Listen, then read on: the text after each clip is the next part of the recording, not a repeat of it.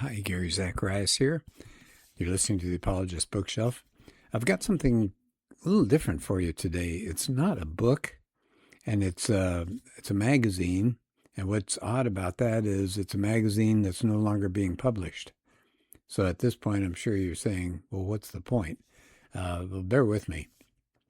The magazine is called Salvo, Salvo, Salvo, and it focuses on science, sex, and society. And I've subscribed over the years to this magazine, and I'm really sorry to see it go. I just got a note the other day that says they're finished publishing Salvo, but here's the good news. You can find 20 years of their articles, blog posts, and they do fake ads that are pretty funny. And you can find all of that online. So this is not going away. And in fact, at this point, you don't have to subscribe. It's all free. And I'm actually thinking with my apologetics class of maybe having everybody go to the website and we pick an article and we read it and talk about it in our next apologetics class. And with 20 years of articles, there are dozens and dozens and dozens. We would stay busy. So if this interests you at all, my challenge to you, if you got a few minutes, is go to www.salvomag, all one word, salvomag.com, salvomag.com. And I went there the other day. I'm assuming they haven't changed anything. And it's just got some amazing articles on things like, can we have interstellar space travel? Is that going to happen? Things on the brain, artificial intelligence, genocide, pornography and drugs, how they change your brain. I mean, just some really, really good things. So what I thought I'd do today is just flip through the magazine just to show you the kinds of articles that they did. And who knows, maybe there are ways that they'll sell off some old issues. But anyway, they've got things like Hugh Ross, who's started an organization called Reasons to Believe. He has a nice article. I'm not going to take the time today, but it's called Universal Design and How the Multiverse Idea Fails to Eliminate a Creator. So I think that's interesting. It's got a review, book reviews. It's got it's got book reviews. It's got film reviews and all sorts of really, really interesting things. Just to give you an idea, who are the partners that were behind Salvo? In other words, these are the groups that have supplied authors and have talked it up. One is Reasons to Believe. That's Hugh Ross's organization. Another is Greg Koukl's organization, Stand to Reason. That's str.org. Hugh's group is reasons.org. The Discovery Institute, which is responsible for all of the interesting things on intelligent design that are coming out. Alliance Defending Freedom, ADF. Boy, is that a good organization to help us maintain our freedoms here in the United States. They have all these lawyers that will take cases pro bono and do all sorts of good work. Another organization is the Colson Center, so that's good news. So let me do this. Let me go to the article because I'm talking about what else is in it, but I really wanted to share this one. Got to find it here. I'm flipping through all of these things that are so good. Okay. Please put up with me. Okay, here we go. Titus Kennedy is an archaeologist.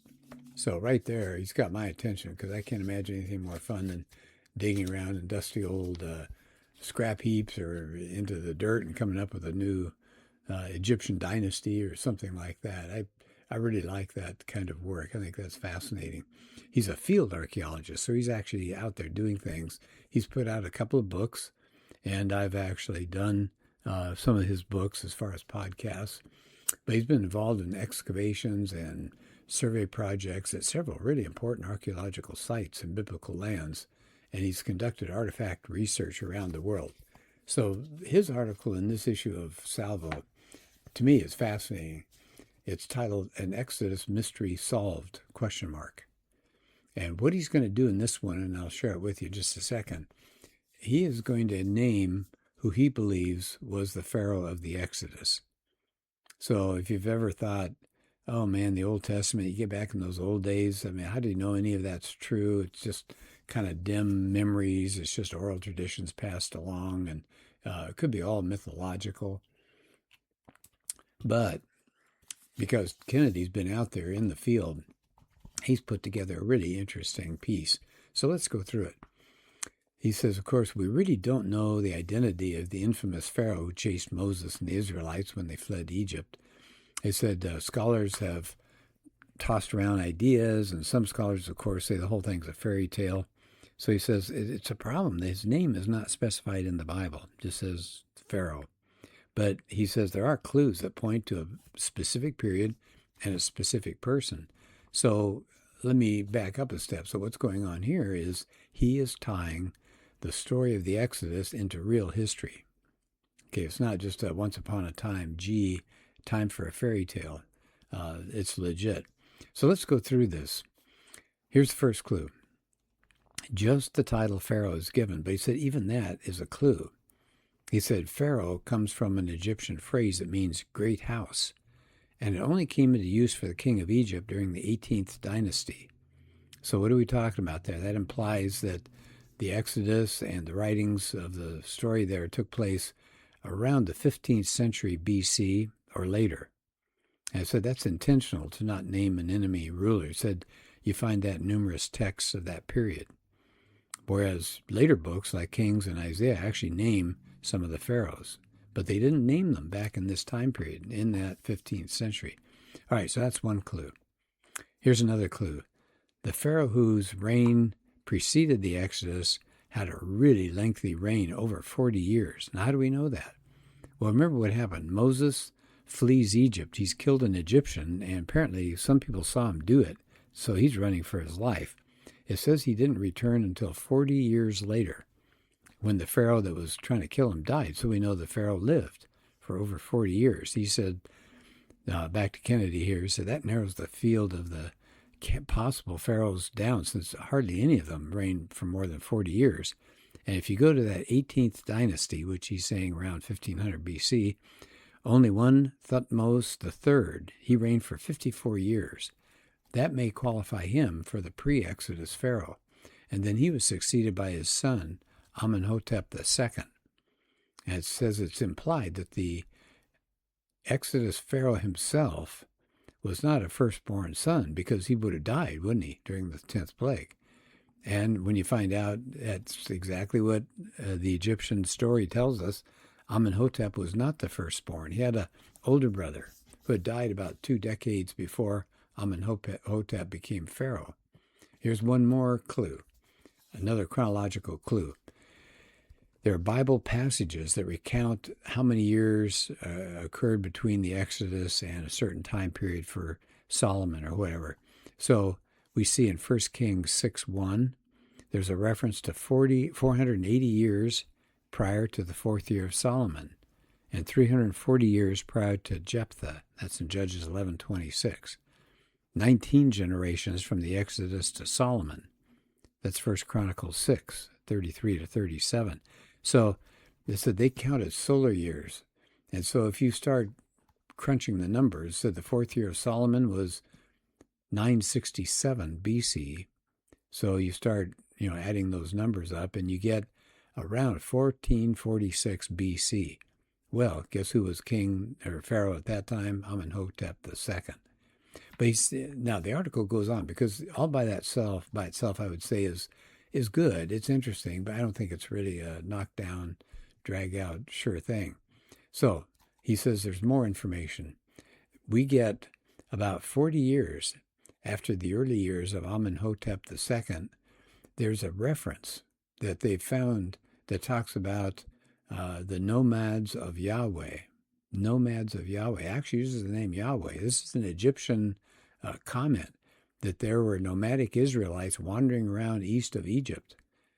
And that would be about the timeline if the Israelites had fled Egypt during his reign, and they spent 4 decades wandering around in the wilderness, and then they came into Canaan to conquer and settle.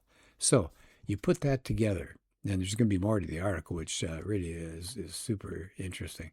So We've got a pre-Exodus Pharaoh, that's Thutmose III, ruled for over 40 years.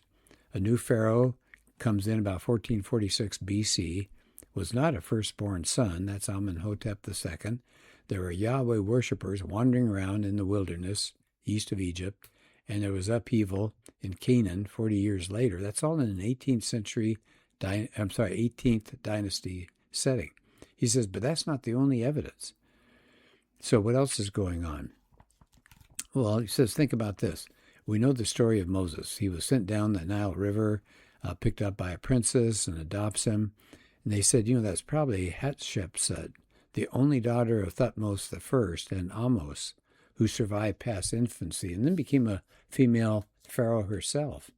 And many years later, maybe because, who knows, maybe because she adopted Moses, and maybe that makes her partly responsible for the Exodus, Amenhotep II tried to erase her from history. He scratched out her name, defaced her images, and placed his name on a lot of her monuments. That's fascinating. What other things occurred during his reign of Amenhotep? Well, there was an abandonment of a palace district and the disappearance of Semitic slaves from Pithom, maybe because of the plagues and the departure of the Israelites.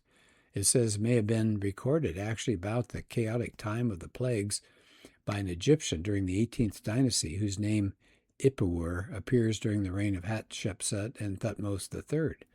Now, I'm giving you a lot of names. I know that's confusing because you don't have the article in front of you, but I followed up on that because I was really curious. Ipuwer, that's a papyrus fragment that we have, and it's a poem that relates the sadness and the chaos that's going on in the land and talking about sickness and the land being stripped of wealth from the people and things like that, which kind of ties in, sounds like maybe some of the plagues and maybe the departure of the Israelites. The effects of and the reactions to the Exodus, he says, also seem to appear during the reign of Amenhotep and the second in the years following. Why? They're not coming up with as many military campaigns as they had. And then they're launching expeditions to go bring slaves and chariots and weapons to Egypt. The dad, Thutmose III, had 17 military campaigns, but Amenhotep II had just one. And then he focused basically on capturing plunder. So he claims that he came back with prisoners and chariots and weapons of war. Why? Well, maybe he was trying to recoup what he'd lost when the Israelites fled, and he lost his army and chariots in the Sea of Reeds. That's interesting. He says for the next century, there's an absence of military campaigns. The Egyptians couldn't even send any troops into Canaan when the Canaanite kings were begging for help. They were being invaded by what they called the Habiru, Habiru, which strongly suggests Hebrews. So here they are, they're coming into the land of Canaan and starting to stomp on the Canaanites, and they're asking Egyptians, hey, can you come over here and help us? And the Egyptians don't. Let's see, something else. Amenhotep, they said if you look at his inscriptions and all, he's boastful and arrogant and brutal. You can just imagine him not allowing the Israelites to go. But I think this is the part that's the most fascinating. It says Pharaoh lost his firstborn son in the story of the Exodus. Now, he would have been the next king of Egypt, of course. And what happened, though, which makes this whole situation unique, the second-born son became Pharaoh after Thutmose the third, Thutmose III. So when he dies, the second-born son becomes Thutmose IV, and he commissions a stele, which is a stone with an inscription on it. He comes up with a made-up story about the god of the Sphinx coming to him in a dream and promising that the kingship would be given to him. So I want you to think about that. We have a pharaoh, and the pharaoh dies. Now, he should have had his firstborn would be in line, but his firstborn, if that's the one that died during the Exodus, then he's got the next son, and that next son is going to be seen as not really legitimate, right? Because the one that should have been there is not there at all. He's dead. And so this Thutmose IV has to come up with this story about the Sphinx promising the kingship would be given to him. In other words, hey, I'm no fake, I'm no outsider. I deserve to rule because I have that dream, and the Sphinx told me I can rule. So it's supposed to be, divine endorsement, and to reassure Egyptians that Thutmose IV was legitimate and that their gods were in control, even though the real crown prince had died as a child. And Kennedy continues, he said, the firstborn child of Amenhotep II was found buried inside the tomb of his father in the Valley of the Kings. So his mummy, along with a jar and burial statutes bearing his name, indicate the young prince was interred in the pharaoh's tomb under special circumstances. So the firstborn son of Pharaoh Amenhotep II died from unknown causes, was against convention, buried in the king's tomb. He should have been buried somewhere else. And his younger brother claimed divine intervention as the reason for later taking the throne. Now, do you find that fascinating? I do. So you've got the old pharaoh dies off, and in comes Amenhotep II. His firstborn, if it is the time of the Exodus, his firstborn dies when the Passover takes place, and the second son has to come up with some kind of a cockamamie story of why he deserves to be the pharaoh. Hey, I've had a dream by the Sphinx and the god of the Sphinx, and promised me that I would be a good candidate to be king. So as Kennedy wraps this up, he says, all of this circumstantial evidence, and it is, there's no way we can exactly say, I don't know we'll ever say, but it is circumstantial, pointing to Amenhotep as the pharaoh of the Exodus. But he said one more piece of data from Egyptian history itself might tie this all together. So catch this. There's a man named Manetho. He's an Egyptian priest and a historian. He lived about 4th or 3rd century BC in that time period. He wrote a historical account that has an Egyptian version of the Exodus. I didn't know that. The account has only been passed down in fragments. Oh, wouldn't it be great to see the whole thing? But in the preserved sections that we have, he remarks not only about the exit from Egypt, but also notes that the name of the king at this time was, you ready? Amenhotep. So it says that's the only known Egyptian account from antiquity about the Exodus, and it confirms that same name. So Kennedy, as he wraps up, says all the information combined points to Amenhotep as the infamous pharaoh of the Exodus.